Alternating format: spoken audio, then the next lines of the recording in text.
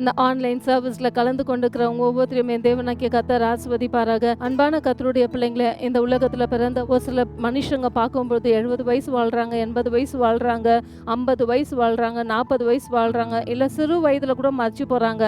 ஆனா மரணத்துக்கு பிறகு நமக்கு ஒரு வாழ்க்கை இருக்கிறதுன்றது அநேக முறையில அநேக பேர் மறந்து விடுகிறாங்க. இதுவரைக்கும் அந்த பூமியில வாழ்றோம், வாழ்ந்துட்டு அவ்வளோதான், இந்த பூமியை விட்டு நம்ம கடந்து போறோம்ட்டு யோசிக்கிறாங்க. ஆனா இது உலகத்தில நம்ம பிறந்த நமக்கு இது முடிவல்ல. இது தொடர்கிறது என்றது நிறைய பேருக்கு தெரியாம இருக்கு. பாருங்களேன், இந்த உலகத்துல வாழ்கிறதான ஒவ்வொரு கர்த்தருடைய பிள்ளைகளும் சரி, மற்ற மனுஷங்களும் சரி, எல்லாருக்குமே இந்த உலகத்துல வாழ்ந்து இந்த உலகத்தோட மரிச்சு போனா அவ்வளவுதான், நமக்கு வாழ்வு முடிஞ்சு போகுதுன்னு யோசிக்கிறாங்க. இல்ல, இதுக்கு பிறகு ஒரு வாழ்க்கை இருக்குதுன்றது அவங்க தெரியாம இருக்காங்க. ஒன்று நித்தியமான பரலோகம் இருக்கு, இல்லை என்றால் நித்தியமான நரகம் இருக்கு. அப்போ நித்தியமா எப்பவுமே கர்த்தரோட வாழ்ற ஒரு இடத்த தெரிஞ்சுக்க போறாங்களா, இல்ல இயேசுவை விட்டு வாழ்கிற ஒரு வாழ்க்கை தெரிஞ்சு கொள்ளப்படுறாங்களான்னு சொல்லிட்டு இந்த பூமியில வாழும்போது அவைகளை நம்ம நிதானித்து யோசித்து ஆராய்ச்சி பார்க்கணும். ஆனா அநேக நேரத்துல கர்த்தருடைய பிள்ளைங்க நம்ம இந்த காரியத்துல தவறி விடுகிறோம். ஆனா கர்த்தருடைய பிள்ளைங்களே, நீங்க பாருங்க, மரணத்துக்கு பிறகு நம்ம கிட்ட ஒரு வாழ்க்கை இருக்கு நம்ம சொல்லப்படுறோம் இல்லைங்களா? அந்த வாழ்க்கையில நம்மளுடைய பெயர் வந்துட்டு எந்த புத்தகத்துல எழுதப்பட்டிருக்குனாக்கா, பரலோகத்துல 2 புத்தகம் இருக்கு. ஒரு புத்தகம் ஜீவ புஸ்தகம், இன்னொரு புத்தகம் என்ன தெரியுங்களா? ஞாபக புஸ்தகம். அப்ப நீங்க செய்கிறதான ஒவ்வொரு நன்மையான காரியங்கள், நல்ல காரியங்கள், நல்ல குணங்கள், மற்றவங்களுக்கு நீங்க செய்கிறதான தான தர்மங்கள், எல்லா காரியங்களும் அந்த ஞாபக புஸ்தகத்துல எழுதப்படுகிறது.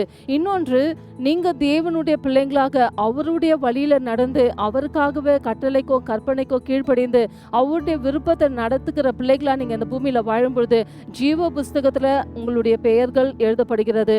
கர்த்தருடைய பிள்ளைங்களை தேவ வசனம் சொல்லுகிறது, நீங்க வாசிச்சு பாருங்க. வெளிப்படுத்தல் 20ஆம் அதிகாரம் 12 வசனத்துல வாசிச்சு பாருங்களேன்.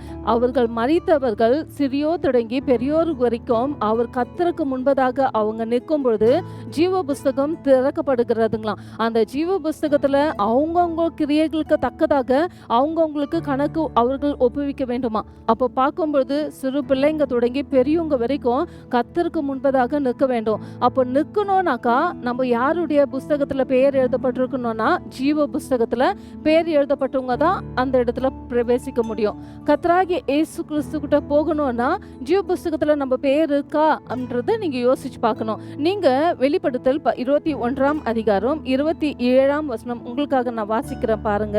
தீட்டு உள்ளதும் அருவருப்பையும் பொய்யையும் நடப்பிக்கிறதுமாகிய ஒன்றும் அதில் பிரவேசிப்பதில்லை. ஆட்டுக்குட்டி ஆனவரின் ஜீவ புஸ்தகத்தில் எழுதப்பட்டவர்கள் மாத்திரம் அதில் பிரவேசிப்பார்கள். அப்ப பாருங்களேன், பொய்யும் தீட்டுள்ளதும் அருவருப்பான காரியங்கள் நம்ம கிட்ட இருந்துச்சுன்னா நம்ம பரலோக ராஜ்யத்துல நம்ம பிரவேசிக்க முடியாது என்று வேதம் சொல்லுகிறது. நீங்க நினைச்சுக்கலாம் நான் சொல்றேன்னான்ட்டு. நான் சொல்ல கிடையாது, உங்களுக்காக நான் வேதத்தையே வாசிச்சு காட்டுனேன். வேதம் சொல்லுகிறது அப்படி. அப்போ நம்ம அந்த மாதிரி காரியங்கள் இல்லாவிட்டால்தான் நம்ம பெயரை வந்துட்டு ஜீவ புஸ்தகத்துல எழுதி வச்சு வைப்பாங்க. அப்போ நம்ம பெயர் வந்து ஜீவ புஸ்தகத்துல இருக்கான்றதை நீங்க யோசிச்சு பார்க்கணும். இதை நான் சொல்லும் பொழுது ஒரு சில நீங்க யோசிப்பீங்க, ஐயோ என்னுடைய பெயர் கொண்டவங்க எத்தனோ பேர் இந்த உலகத்துல இருக்கிறாங்களேன்னு சொல்லிட்டு. நீங்க எத்தனை பேர் அந்த பெயர் கொண்டவங்களா இருந்தாலும் அந்த பெயர் உங்களுடையது தான்ன்றது கர்த்தருக்கு நன்றாக தெரியும். உங்களுக்கு செல்லமா என்ன வீட்டுல பெயரை அழைக்கிறாங்கோ இல்ல வெளியில கூப்பிடுறாங்கோ அது கூட என் தேவனாகிய கர்த்தருக்கு தெரியும். அப்போ அந்த ஜீவ புஸ்தகத்துல பார்க்கும் பொழுது அந்த பெயர் உள்ளவர்கள் தான் அவைக்குள்ளாக பிரவேசிக்க முடியும். அப்ப ஜீவ புஸ்தகத்துல நம்மளுடைய பெயர் இல்லைன்னா நம்ம கர்த்தர்கிட்ட போகிறது அது கூடாத காரியம். இன்னொன்று சொல்லுகிறேன் உங்களுக்காக. நீங்க மல்கியா 3ஆம் அதிகாரம் 16ஆம் வசனத்தை வாசிச்சு பாருங்க. அப்பொழுது கர்த்தருக்கு பயந்தவர்கள் ஒருவரோடு ஒருவர் பேசிக்கொள்வார்கள், கர்த்தர் கவனித்து கேட்பார். கர்த்தருக்கு பயந்தவர்களுக்காகவும் அவருடைய நாமத்தை தியானிக்கிறவர்களாகவும் ஞாபக புஸ்தகம் ஒன்று அவருக்கு முன்பாக எழுதப்பட்டிருக்கிறது. பார்த்தீங்களா? கவனிச்சு பார்த்தீங்களா? கர்த்தருடைய பிள்ளைங்க ஒருவருக்கு ஒருவர் நீங்க பேசிக்கொள்ளும் பொழுது நீங்க யாரை குறிச்சு பேசுறீங்க, என்ன காரியத்தை குறிச்சு பேசுறீங்க, வேண்டான்ற காரியத்தை குறிச்சு பேசுறீங்களா, விளையாட்டாவை ஜோக் அடிச்சுட்டு இல்ல சினிமா கதைங்களை, ஊர் கதைங்களை, மற்றவங்க கதைங்களை நீங்க பேசிட்டு இருக்கீங்களா? கர்த்தருடைய பிள்ளைங்கன்றது வேதம் சொல்லுகிறது. அப்போ நீங்க வேதத்துல பாருங்க, அவருடைய பிள்ளைங்க கர்த்தருக்கு பயந்த பிள்ளைங்க நம்ம என்னத்தை குறிச்சு பேசுகிறோன்ட்டு கர்த்தர் உற்று கவனிச்சு கேட்கிறாங்களாம். கவனிச்சு கேட்கறது மட்டும் இல்ல, அவர்கள் எடுக்கிறதான ஜெபங்களையும் துதிகளையும் ஆராதனைகளையும் எல்லாவற்றையும் கர்த்தர் நினைப்பூட்டுகிறார்களாம். அப்போ நினைக்கிறாருங்களாம் கர்த்தர். அப்போ நீங்க கர்த்தருடைய பிள்ளைங்க, தேவனுக்கு பயந்த பிள்ளைங்க. நீங்க கர்த்தரை ஆராதிக்கிறீங்களா? கர்த்தரிடத்துல துதிக்கிறீங்களா? கர்த்தரிடத்துல ஜெபிக்கிறீங்களா? தேவனுக்கு பயந்த காரியங்களை நீங்க பேசுகிறீங்களா? அவருக்கு பயந்த பிள்ளைங்களா நீங்க வாழ்றீங்களா? அப்படி நீங்க இல்லாவிட்டால் இந்த வேளையில உங்களை நீங்க நிதானித்து ஆராய்ந்து பாருங்க. கர்த்தருடைய பிள்ளைங்களே, அப்படி இல்லைன்னா நீங்க ஆண்டவர்ட்ட கேட்டுப்பாங்க. ஆண்டவரே, இதுவரைக்கும் என் நாட்களை நான் எப்படியெல்லாம் கழிச்சு விட்டேன். இனிமேலாகிலும் அது போல நான் இல்லாதபடிக்கு கர்த்தருடைய பிள்ளைங்களா இருக்கிற நாங்க உமக்கு பயப்படுகிற பயம் மட்டும் இல்லை, நாங்கள் ஒருவருக்கு ஒருவர் நாங்கள் பேசும்பொழுது நல்ல காரியங்களும் தேவனுடைய காரியத்தை குறித்து நாங்கள் பேச எங்களுக்கு உதவி செய்யுங்கன்னுட்டு நீங்க ஆண்டவர்ட்ட கேளுங்க. கர்த்தர் உங்களுக்கு உண்மையாக உதவி செய்வார். அதற்கு பிறகு ஆண்டவருடைய வார்த்தை சொல்லுகிறது, கர்த்தர் உங்கள் கையின் பிரியாசத்தை நீங்க செய்கிறதான காரியங்களை கர்த்தர் நினைப்பூட்டுகிறவராய் இருக்கிறார்களாம். எபிரேயர் 6ஆம் அதிகாரம் 10ஆம் வசனத்தை நீங்க வாசிச்சு பாருங்க. அதுல சொல்லப்படுகிறது, உங்க கையின் கிரியத்தை கூட கர்த்தர் நினைக்கிறாருங்களாம். அப்ப கர்த்தருடைய பிள்ளைகளை நீங்க கையிட்டு செய்கிற காரியத்தை கூட கர்த்தர் நினைக்கிறாருன்னா, நீங்க இந்த கிரியத்துல நல்ல கிரியைகளை மற்றவங்களுக்கு நீங்க செய்யுங்க. நீங்க மற்றவங்களுக்கு நல்ல கிரியைகளை நீங்க செய்யும் பொழுது கர்த்தர் உங்களை ஆசீர்வதிப்பார். கர்த்தராகிய இயேசு கிறிஸ்து சொல்றாரு, இந்த சிறியோருக்கு நீங்க எதை செய்றீங்களோ அதை எனக்கே செய்கிறீங்கன்னு சொல்லிட்டு. அப்போ ஒரு கலசம் தண்ணி நீங்க கொடுத்தீங்கன்னா கூட அதனுடைய பலனை நீங்க அடைவீங்கன்ட்டு வேதத்துல சொல்லப்படுகிறது. நீங்க மத்தேயு 10ஆம் அதிகாரம் 42ஆம் வசனத்தை வாசிச்சு பாருங்களேன். அப்ப கர்த்தருடைய பிள்ளைங்களா இருக்கிற நீங்க உங்க ஊழியக்காருக்கு நீங்க எந்த காரியத்தை செய்கிறீங்களோ அந்த காரியத்தை கூட கர்த்தர் நினைக்கிறவராய் காணப்படுகிறாங்களாம். கர்த்தருடைய பிள்ளைங்களை, கொர்நேலியுவை பாருங்க. அப்போஸ்தலர் 10ஆம் அதிகாரம் 4ஆம் வசனத்துல நீங்க வாசிச்சு பாருங்க. அதுல சொல்லப்படுகிறது, கொர்நேலியுடைய தான தர்மங்கள், அவங்க குடும்பத்தோட ஜெபிக்கிறது, தேவனுக்கு பயந்து நடக்கிறது, தேவனுடைய பிள்ளைகளை அவங்க வாழ்கிறது, அவங்க செய்கிறதான தானங்கள் எல்லாவற்றையும் கர்த்தர் நினைக்கிறாங்களாம். அப்ப கர்த்தருடைய பிள்ளைங்களை நீங்க ஜெபிக்கிறதான ஜெபத்தை கர்த்தர் கேட்கிறார். நீங்க இன்னத்துக்காக ஜெபிக்கிறீங்க? நீங்க மற்றவங்களுக்காக ஜெபிக்கிறீங்களா? நீங்க மற்றவங்களுக்காக அழிஞ்சு போற ஜனங்களுக்காக ஜெபிக்கிறீங்களா? இல்ல உங்க குடும்பத்துல இருக்கிறவங்களுக்காக நீங்க ஜெபிக்கிறீங்களா? இல்ல மற்றவங்களுக்கு நீங்க தான தர்மம் செய்றீங்களா? நல்ல காரியங்களை செய்றீங்களா? கர்த்தர் எல்லாவற்றையும் நினைக்கிறாங்களா? இந்த வேலையில பாருங்க, கல்வாரி சிலுவையில கர்த்தராகிய இயேசு கிறிஸ்து மரிக்கும் பொழுது வலது பக்கத்திலையும் இடது பக்கத்திலையும் கல்லர்களை சிலுவையில அரைஞ்சு இருக்கும் பொழுது அந்த கல்லன் கர்த்தர்கிட்ட கேட்கிறான், ஆண்டவரே, இன்னைக்கு நீங்க என்ன நினைவு கூறுங்க ஆண்டவரே, நான் செய்தது என்ன மன்னிங்க ஆண்டவரேன்ட்டு கேட்கும் பொழுது ஆண்டவர் சொல்றாரு, இன்றைக்கு நீ என்னோட பரதேசில இருப்பாயின்ட்டு.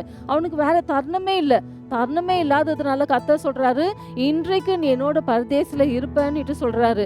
ஆனா கர்த்தருடைய பிள்ளைங்களை, நம்ம செய்கிறதான நல்ல காரியங்கள், தான தர்மங்கள், இந்த காரியத்தினால நம்ம பரலோக ராஜ்யத்துக்கு போயிடுவோம், நம்ம இயேசுகிட்ட போயிடுவோம், ஜீவ புஸ்தகத்துல நம்ம பேர் எழுதப்படும் அப்படின்னு சொல்லிட்டு ஒரு நாளும் தப்பா கணக்கு போட்டுடாதீங்க.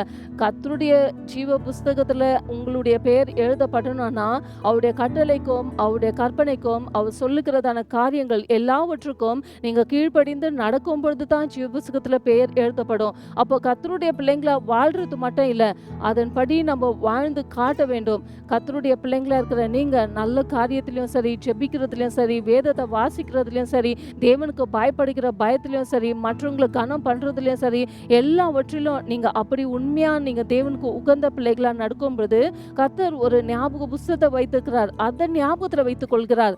ஆனா அவருடைய கட்டளைக்கோ கற்பனைக்கோ நீங்க கீழ்ப்படிந்து நடக்கும் பொழுது, உண்மையா அவருக்கு நீங்க வாழும் பொழுது கர்த்தர் உங்க பெயர்களை ஜீவ புஸ்தகத்துல எழுதி வைப்பார்.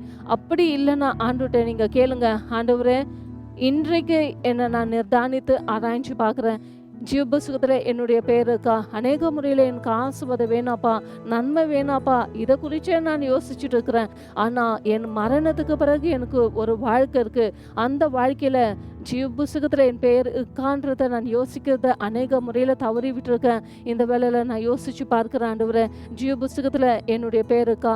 இல்ல நீங்க செய்கிற நல்ல காரியங்கள், நல்ல குணத்துக்காக உங்க பேர் ஜீவ புஸ்தகத்துல இருக்கும்னு சொல்லி யோசிச்சிருந்தீங்கன்னா இந்த வேலையில உங்க தப்பான குணத்தை நீங்க மாற்றிக்கோங்க.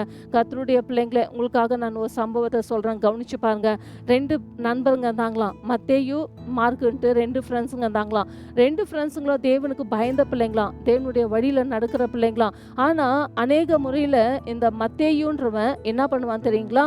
தேவனுக்கு பயந்து தேவனுடைய வழியிலே நடந்து அவருடைய கட்டளைக்கும் அவருடைய கற்பனைக்கும் கீழ்ப்படிஞ்சு இந்த உலகத்தின் ஆசை பாசங்கள் எதுவுமே நமக்கு வேண்டாம், உலகத்தின் காரியங்கள் நமக்கு வேண்டாம், உலகத்தின் காரியங்களை வெறுத்து தேவனுக்காகவே வாழ்ந்துட்டு வந்தானா. ஆனா இந்த மார்க்கன்றவன் என்ன பண்ணுவான் தெரியுங்களா? கர்த்தருடைய பெயரை வச்சுட்டு அவன் தேவனுக்கு பயந்தவனா இல்லாம அங்க இங்க சுத்திட்டு இந்த உலகத்தின் காரியங்களை அனுபவிச்சுட்டு தேவனுக்கு பிரியமில்லாத காரியங்களை செய்துட்டு அப்படிதான் வாழ்ந்துட்டு இருந்தானா. 2 பேருக்கும் ஒரு மரணம் நேரிடுச்சுங்களாம். 2 பேருமே போய் பரலோகத்துல நின்றாங்களாம். நின்ற பிறகு ஜீவ புஸ்தகம் திறக்கப்பட்டுச்சுங்களாம். மத்தேயுடைய பெயர் இருக்கான்னு பார்க்கும் பொழுது மத்தேயுடைய பெயர் அந்த இடத்துல காணப்பட்டுச்சுங்களாம். மார்க்குடைய பெயரை பார்க்கும் பொழுது அந்த இடத்துல மார்க்குடைய பெயர் இல்லைங்களாம். அப்போ உடனே அங்க இருக்கிற தேவதூதர் சொன்னாங்களாம், பாருங்க இந்த இடத்துல வந்துட்டு மத்தேயுடைய பெயர் வந்து ஜீவ புஸ்தகத்துல இருக்கு, மார்க்குடைய பெயர் வந்து ஜீவ புஸ்தகத்துல இல்ல. ஆனா இன்னும் உங்க நேரம் வரல. நீங்க போயிட்டு என்ன பண்ணுங்க, 1 வாரம் கழிச்சு நீங்க மறுபடியும் பரலோகத்துக்கு வாங்க, அது வரைக்கும் இந்த உலகத்துல போய் இருங்கன்னு சொல்லிட்டு 7 நாளைக்கு போய் நீங்க பூமியில போய் வாழ்ந்துட்டு வாங்கன்னு சொல்லி 7 நாள் அனுப்பி வச்சுட்டாங்களாம். இவங்க என்ன பண்ணிட்டாங்களாம், பரலோகத்தை விட்டு வந்து பூமிலோகத்துல நல்லா என்ஜாய் பண்ணலாம் அப்படின்னு சொல்லிட்டு வந்துட்டாங்களாம். ஃபஸ்ட்டு மத்தேயுடைய பெயர் ஜீவ புஸ்தகத்தில் இருந்துச்சு இல்லைங்களா? இவன் என்ன பண்ணானா, நம்ம பெயர் தான் ஏற்கனவே ஜீவ புஸ்தகத்தில் இருக்கு, இப்போ இருக்கிற இந்த 7 நாள் நம்ம என்ன பண்ணலாம், உலகத்தை நல்லா அனுபவிக்கலாம். இதுக்கு முன்னாடி நம்ம உலகத்தை அனுபவிக்கல, உலகத்தின் காரியத்தை நம்ம எதுவுமே பார்க்கல. ஆனால் இப்போ நல்லா லைஃப்பில் நல்லா என்ஜாய் பண்ணி நல்லா சுற்றி எல்லாத்தையும் பார்த்துட்டு லைஃப்பில் நல்லா என்ஜாய் பண்ணிட்டு போகலாம், விடு நம்ம பெயர் தான் ஜீவ புஸ்தகத்தில் இருக்குதுன்னு சொல்லிட்டு இவன் என்ன பண்ணான்னா நல்லா உலகத்தை அனுபவிச்சானா.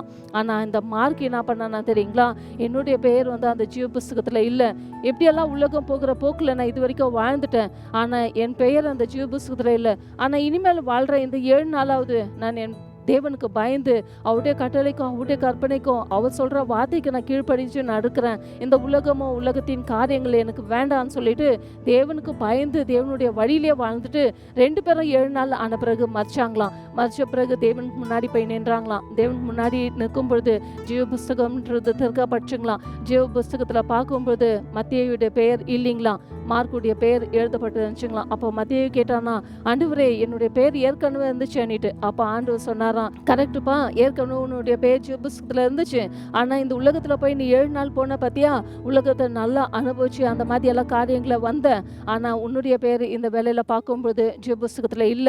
ஆனா மார்க் வந்துட்டு இந்த வேலையில போய் உலகத்தை அனுபவிக்காம தேவனுக்கு பயந்து அவருடைய வழியில நடந்து அவருடைய கட்டளைக்கும் அவருடைய கற்பனைக்கும் கீழ்ப்படிந்து நடந்தது நிமித்தம் அவன் பேர் ஜீவ புஸ்தகத்துல எழுதப்பட்டிருக்குன்னு சொன்னாங்களாம். கர்த்தருடைய பிள்ளைங்க நம்ம பெயரை வைத்துக் கொள்றது மட்டும் இல்ல, அவருடைய கட்டளைக்கும் அவருடைய கற்பனைக்கும் நம்ம கீழ்ப்படிந்து நடக்கிறோமா, அப்படி நம்ம நடக்கிறவங்களா இருந்தோம்னாக்கா கர்த்தர் நம்ம பெயர்களை கண்டிப்பா ஜீவ புஸ்தகத்துல வைப்பார். நமக்கு நம்மளுடைய மரணத்துல ஒரு நம்பிக்கை இருக்கும். அப்ப நான் இன்றைக்கு மறிச்சேன்னா கூட என்னுடைய தேவன்கிட்ட போய் நான் நிற்பேன் அப்படின்னு சொல்லிட்டு உங்களுக்கு அந்த நம்பிக்கை இருக்குங்களா? அப்படி நம்பிக்கை இல்லைன்னா ஆண்டவர்கிட்ட கேளுங்க, ஆண்டவரே என் பெயர் வந்து ஜீவ புஸ்தகத்துல இருக்கா, என் பேர் இன்னைக்கு ஜீவ புஸ்தகத்துல இல்லைன்னா அதுக்கு உகந்த பிள்ளையா நான் வாழ்றேன் ஆண்டவரே, வேண்டாம் ஆண்டவரே, இந்த உலகத்தின் காரியங்கள் உலகத்தின் அனுபவங்கள் எனக்கு வேண்டாம், நான் உங்களோட வாழ்ற ஒரு வாழ்க்கையை நான் தெரிஞ்சுக்கிறேன்னுட்டு இந்த வேலையில தெரிந்து கொள்ளுங்க. கண்களை மூடி நம்ம ஜெபிக்கலாங்களா? எங்களை அதிகமாக நேசிக்கிற எங்கள் ஜீவனுள்ள தகப்பனை உமக்கு நாங்கள் நன்றி செலுத்துகிறோம். இந்த ஆன்லைன் சர்வீஸ்ல கலந்து கொண்டுக்கிற ஒவ்வொரு கர்த்தருடைய பிள்ளைகளையும் என் தேவனாகிய கர்த்தர் நீங்க ஆசீர்வதிங்க. அநேக முறையில் ராஜா நாங்கள் உலகத்தின் காரியங்களாப்பா நாங்கள் யோசித்து கொண்டு இருக்கிறோம். ஆனா மரணத்துக்கு பிறகு எங்களுக்கு ஒரு வாழ்க்கை இருக்குதுன்றது நாங்க அறியாம வாழ்ந்து கொண்டு இருக்கிறோம். அப்படி இல்லாதபடிக்கு ராஜா மரணத்துக்கு பிறகு அப்பா நித்தியமான ஒரு இடம் பரலோகன்றது இருக்கு. அப்பா கத்தாவ மரணத்துக்கு பிறகு நித்தியமான ஒரு இடம் இயேசு வேண்டான்ட்டு நிராகரிக்கிற பிள்ளைங்க நரகத்துக்கு போகிறாங்கன்றதை நாங்க பார்க்குறோமே. இந்த வேலையில ராஜா நீங்க சொல்லிக்கீங்க, நானே வழியும் சத்தியமும் ஜீவனுமா இருக்கிறேன், என்னை அல்லாமல் ஒருவனும் பிதாவின் இடத்தில் வரான் என்று. அப்பா உங்களை நாங்கள் பிடித்துன்னு உங்களுடைய கட்டளைக்கோ கற்பனைக்கோ கீழ்ப்படிந்து நடக்க என் தேவனாகிய கர்த்தர் நீங்க உதவி செய்யுங்க. எங்களுடைய அனைவருடைய பெயர்களாப்பா அந்த ஜீவ புஸ்தகத்துல எழுதி வைங்க. குடும்பமா கர்த்தர் நீங்க எழுதி வைக்க முடியாது நாங்கள் ஜெபிக்கிறோம். இன்றைக்கு குடும்பத்துல ரட்சிக்கப்படாத ஜனங்க ரட்சிக்கப்பட என் தேவனாகிய கர்த்தர் நீங்க உதவி செய்யுங்க. இயேசுவின் நாமத்துல நாங்கள் ஜெபிக்கிறோம் எங்கள் நல்ல பிதாவே, ஆமென். இந்த ஆன்லைன் சர்வீஸ்ல கலந்து கொண்டிருக்கிற உங்க ஒவ்வொருத்தரையும் என் தேவனாகிய கர்த்தர் ஆசீர்வதிப்பாராக. ஒவ்வொரு வெள்ளிக்கிழமையும் இரவு 7 மணிக்கு சந்தியா ஜெயராஜ் என்ற யூடியூபின் வாயிலாக கர்த்தருடைய வார்த்தை வரும். தொடர்ச்சியாக பார்த்து தேவனுடைய ஆசீர்வாதங்களை பெற்றுக்கொள்ளுங்கள். கர்த்தர் உங்களையும் உங்க குடும்பத்தையும் ஆசீர்வதிப்பாராக.